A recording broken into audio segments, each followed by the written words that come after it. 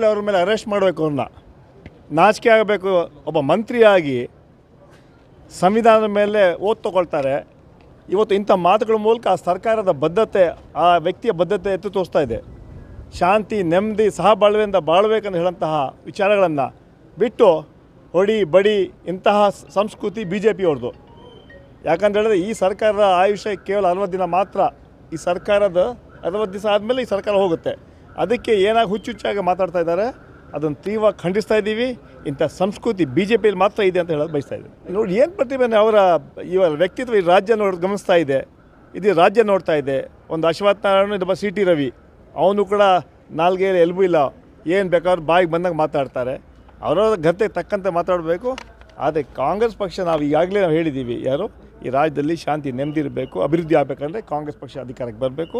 ಇವ್ರು ಏನೇ ಮಾಡಲಿ, ನರೇಂದ್ರ ಮೋದಿ 100 ಸಲ ಬರಲಿ, ಅಮಿತ್ ಶಾ ಬರಲಿ, ರಾಜ್ಯ ಜನತೆ ಇವತ್ತು ಈ ಸರ್ಕಾರ ಭ್ರಮಿಸಿದ್ದಾರೆ. ಜನ ಇವತ್ತು ಕಾಂಗ್ರೆಸ್ ಪಕ್ಷದ ಕಡೆ ಒಲವು ತೋರಿಸ್ತಾ ಇದ್ದಾರೆ. ರಾಜ್ಯದಲ್ಲಿ ಕಾಂಗ್ರೆಸ್ ಪಕ್ಷ ಅಧಿಕಾರಕ್ಕೆ ಬರುತ್ತೆ. ಎರಡನೇದಾಗಿ ಈಗಾಗಲೇ 40% ಕಮಿಷನ್ ಹೊಡಿತಾ ಇದ್ದಾರೆ. ಟೆಂಡರಲ್ಲೂ ಕೂಡ ಈಗ ಹೊಡೆಯೋಕ್ಕೆ ಶುರು ಮಾಡಿದ್ದಾರೆ. ಯಾಕಂದರೆ ಹಣ ಕಲೆಕ್ಟ್ ಮಾಡಬೇಕಲ್ಲ. ಅದರಿಂದ ಈ ಸರ್ಕಾರ ಸಂಪೂರ್ಣ ವಿಫಲವಾಗಿದೆ, ಭ್ರಷ್ಟಾಚಾರದಲ್ಲಿ ಮುಳುಗಿದೆ. ಇವತ್ತು ಈ ಮಂತ್ರಿಗಳು ಏನು ಬೇಕಾದಂಗೆ ಮಾತಾಡ್ತಾ ಇದ್ದಾರೆ. ಯಾವ ಮಂತ್ರಿ ಅವರ ಹಿಡಿತದಿಲ್ಲ. ಸನ್ಮಾನ್ಯ ಬೊಮ್ಮಾಯಿಯವರ ನಾಯಕತ್ವದಲ್ಲಿ ಅವರ ಪಕ್ಷದ ಮುಖಂಡರಿಗೆ ವಿಶ್ವಾಸ ಇಲ್ಲ ಅಂತ ಹೇಳಿ ಬಯಸ್ತಾ ಇದ್ದೀವಿ. ಇವ್ರಿಗೆ ಸರ್ಕಾರದ ಏನು ಕೆಲಸ ಅಂತ ಇವತ್ತು ಅರ್ಥ ಮಾಡ್ಕೊಂಡಿಲ್ಲ. ಅಭಿವೃದ್ಧಿ ಬಗ್ಗೆ ಮಾತಾಡಿ, ಭ್ರಷ್ಟಾಚಾರದ ಬಗ್ಗೆ ಮಾತಾಡಿ, ಬಡವರಿಗೆ ಮನೆ ಕೊಡೋರ ಬಗ್ಗೆ ಮಾತಾಡಿ, ಯುವಕರಿಗೆ ಉದ್ಯೋಗ ಕೊಡೋಂಥ ಬಗ್ಗೆ ಮಾತಾಡಿ, ರೈತರಿಗೆ ಏನು ಅನ್ಯಾಯ ಆಗಿದೆ, ಬೆಳೆ ಹಾನಿಯಾಗಿ ಅವ್ರಿಗೆ ಪರಿಹಾರ ಕೊಡೋಂಥ ಯೋಗ್ಯ ಇಲ್ಲಂಥ ಈ ಸರ್ಕಾರ ಅದ್ರ ಬಗ್ಗೆ ಮಾತಾಡಿ ಅಂತ ಹೇಳಿದ್ರೆ ಟಿಪ್ಪು ಉತ್ಸವ ಬಗ್ಗೆ ಮಾತಾಡ್ತಾರೆ. ಬೇರೆ ಬೇರೆ ವಿಚಾರ ಇಟ್ಕೊಂಡು ಜನರಿಗೆ ತಪ್ಪು ದಾರಿಗೆ ತಗೊಳ್ಳೋಂಥ ಕೆಲಸ ಪ್ರಯತ್ನ ಮಾಡ್ತಾರೆ. ಅದೇ ರಾಜ್ಯ ಜನತೆ ಪ್ರಬುದ್ಧಿದ್ದಾರೆ, ಅರ್ಥ ಮಾಡ್ಕೊಳ್ತಾರೆ. 4 ವರ್ಷ ಆಗಿದೆ. 4 ವರ್ಷದಲ್ಲಿ ಏನು ಮಾಡಿದ್ರು ಇವರು, ಮತ್ತೆ ಇವ್ರಿಗೆ ಅಧಿಕಾರ ಕೇಳೋಕ್ಕೆ ನೈತಿಕ ಹಕ್ಕಿಲ್ಲ. ಯಾಕೆ ಜನ ಇವತ್ತು ಅವ್ರಿಗೆ ಓಟ್ ಹಾಕಬೇಕು?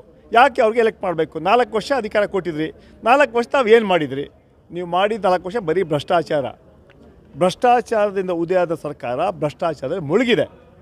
ಇವತ್ತು ಭಾರತೀಯ ಜನತಾ ಪಾರ್ಟಿ ಅಲ್ಲ, ಇದು ಭ್ರಷ್ಟ Janata party. B J P ಅಲ್ಲ, ಬ್ರೋಕರ್ಸ್ ಜನತಾ ಪಾರ್ಟಿ ಇದು. ಅಂದರೆ ಈ ಸರ್ಕಾರದ ಆಯುಷ್ ಮುಗಿದಿದೆ. ಇವು ಯಾವುದೇ ಕಾರ್ಯಕ್ರಮ ಇಲ್ಲ. ಈಗಾಗಲೇ ಬಂದು ಕೇವಲ ಭಾವನೆಗಳಿಂದ ಇವತ್ತು ಸಮಾಜನ ಹೊಡೆಯೋಕ್ಕೆ ಕೆಲಸ ಮಾಡ್ತಾ ಇದ್ದಾರೆ. ಈ ಚುನಾವಣೆಯಲ್ಲಿ ಅಭಿವೃದ್ಧಿ ಬಗ್ಗೆ ಮಾತ್ರ ನೈತಿಕತೆ ಅವ್ರಿಗಿಲ್ಲ. ಅದರಿಂದ ಇಂತಹ ಮಾತುಗಳು ಟಿಪ್ಪು